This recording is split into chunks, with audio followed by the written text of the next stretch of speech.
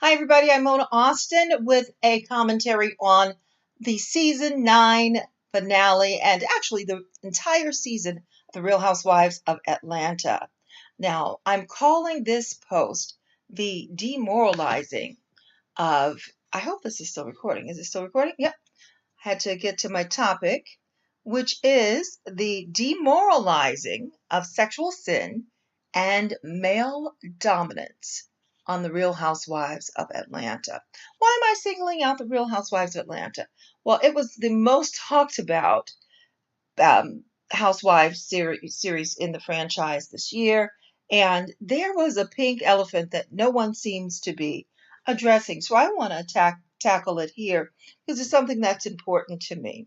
Now, what we consume really does impact who we are on the day to day.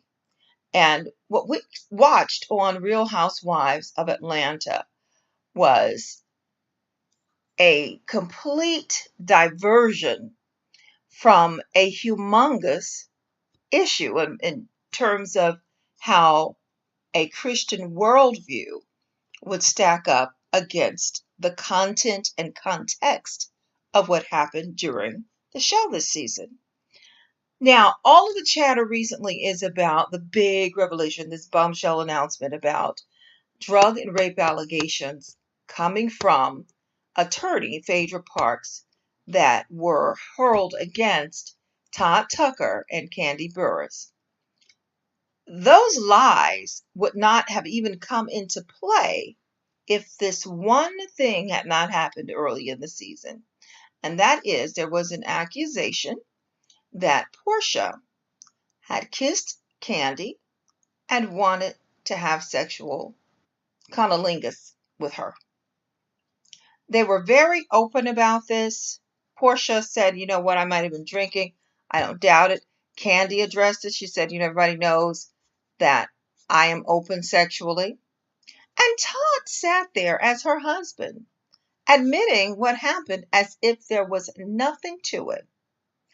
We've come so far with a liberal attitude towards sex that it seems that nobody was looking at this as a matter of being taboo. Nobody.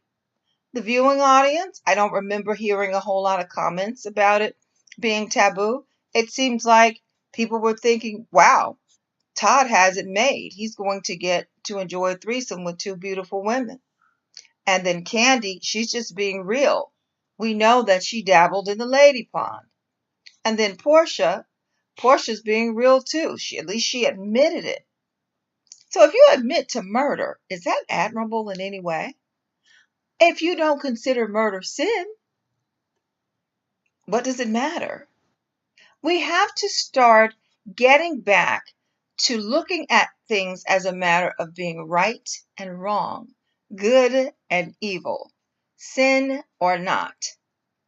I'm saying this because I'm deeply concerned about this type of activity coming from someone who did a gospel song with Marvin Sapp called I Stay Prayed Up, coming from someone who says that she comes from a line of preachers, coming from someone who is someone's mother. She has 2 young children. And in this age of social media, I'm certain that her daughter Riley's friends know exactly what's going on. And I'd be hard-pressed to believe that she's not getting some negative feedback from children at school. And maybe her mom teaches her how to deal with that, but who wants to have to confront that in the context of your mom potentially being bisexual? It was as if, I've said this, but I just got to emphasize it, as if being bi was completely okay. And everybody knows that in Atlanta is one of the most sexually liberal places. Some people just call it the new Sin City. But what people may not know is that Atlanta is also the capital, or it has been in the past, of HIV/AIDS, particularly impacting the African American community. How does this have any relevance to the bigger picture? The bigger picture is African American women in Atlanta were affected by the down low culture there. It seems like perhaps that culture influenced or impacted how women started to deal with each other sexually. Just a theory. And it also appears to me that women are not as careful sexually as they should be. The disease can lay dormant in women and not be detected for a long period of time. So if you, and it can be, it doesn't matter.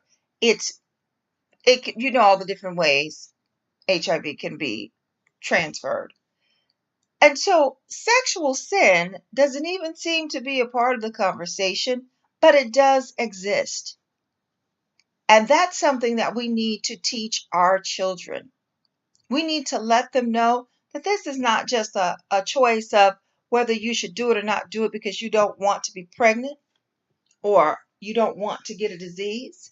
When you share yourself with someone sexually, that is a soul connection. And it is not one that just dies off once you're done. Phaedra, or not Phaedra, but Candy and Portia, had they engaged sexually, and Todd, they would all be interconnected spiritually forever, unless they had a healing. And that is something that brings me to another aspect of this franchise and the people in it and how casual they've been about their relationship with God. Everybody knows that Phaedra was the Southern Belle church lady, and her parents are in ministry. And she even had Tasha Cobb. She went to a church where Tasha Cobb was there and a minister and talked about doing a restoration service and all this. All of that seems so fake, and it looks horrible on the body of Christ. It just looks horrible.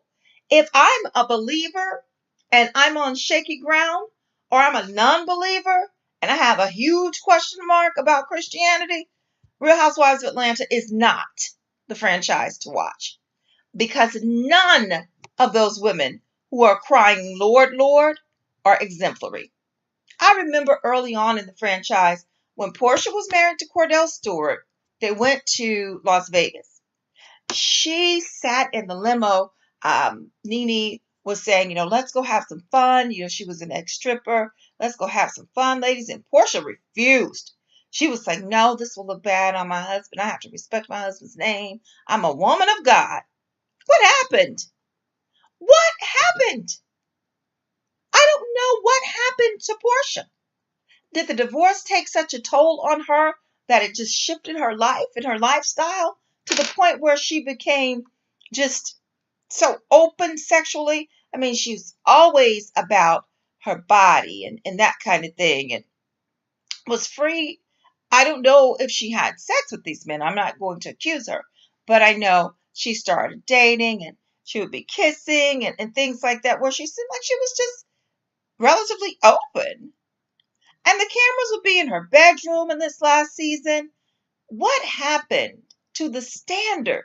I remember when she took that stance, and I didn't necessarily agree with everything she said at that time, but I appreciated her for taking a stance on such a popular show, because I knew that it would be something that could catch people's attention and make them think about their actions as well. Where did all of that energy go? Where did all that positive influence go? I have no idea, but I do have an idea that people who are on these shows, especially if you profess to be a Christian, they should understand that the standards of Christianity have not changed. They haven't changed. Sin is still sin. God still has expectations of his followers. And whether the cameras are off or on, you are expected, when you profess that you are a Christian, you are expected to exemplify a Christian walk, a Christian lifestyle. That's why Kim Fields couldn't come back. She thought most of what they did was foolery. And it got her in a position where she did not want to act out in a way that was ungodly. So she left it alone. I don't understand why these women who are quote unquote so successful, who have these successful names and brands before they even come on the show, are so married to this madness to the point where they will put themselves out there as highly compromisable. I don't know where that's coming from, but that does not represent the Spirit of the living God. And someone has to say something in Christendom instead of us just watching this unfold and not having a demand on what we want to see. Now, we can always change the channel. We don't have to watch the Real Housewives. And for those of you who know me, I've never been a real big fan. But I have watched this for analysis purposes. And I am truly thrown off as to how Christians can continue to watch this, get on social media, talk about it as if it really is just about the lie that was being told. Oh no, they are perpetuating something much greater than the lie. And when I say they, I am referring to the cast members as well as Bravo. It's time to look at these things for what they are. Either we are going to accept them or we are going to use action to reject them, real action, and say, listen, we don't want to see this. We don't want it to potentially hit our children's eyes and ears. And we think that if you say that you are a Christian, you should be holding up the standard like the rest of us are trying to do. Nobody is perfect. This is not an indictment on people. These are just the bare bone facts. We really do have a standard to keep. We really do have a unity to perpetuate. And we really do have a God that has a level of high expectation of us. And if he gives you the opportunity to have a platform where you are reaching millions, why wouldn't you try to perpetuate the things that he represents? Why wouldn't you? I cannot describe how I felt when I watched this the entire time. And then I started to look around to see, maybe I just missed it, but I started to look around to see who's uncomfortable with this. Who's uncomfortable with the male dominance of Todd Tucker sitting there like a king on a throne, completely comfortable with his wife being completely comfortable with other women.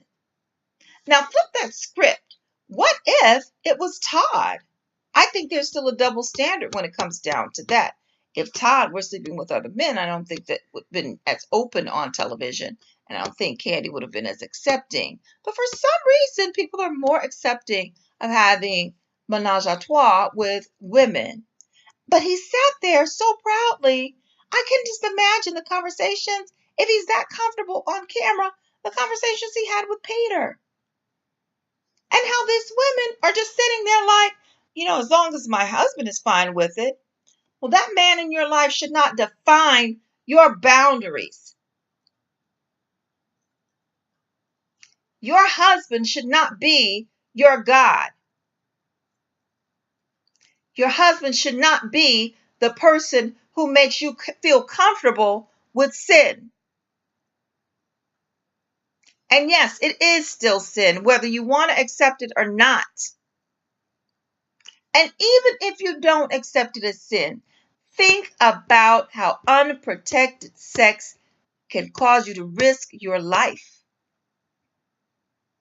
Now, I'm not into all of these things, and I don't want this video to get past G-rated. If you're involved in women, I don't know if there's even a way to protect yourself. Think about these things. Your body is the temple. You only get one temple. Only one. Now, I admire Candy because she was so upset. She said, I wouldn't rape anyone. I don't even drink. I don't even do drugs. I admire that. But I want to be able to admire her for saying, you know what? I'm not happy that I was so open and free sexually. I've been there, done that.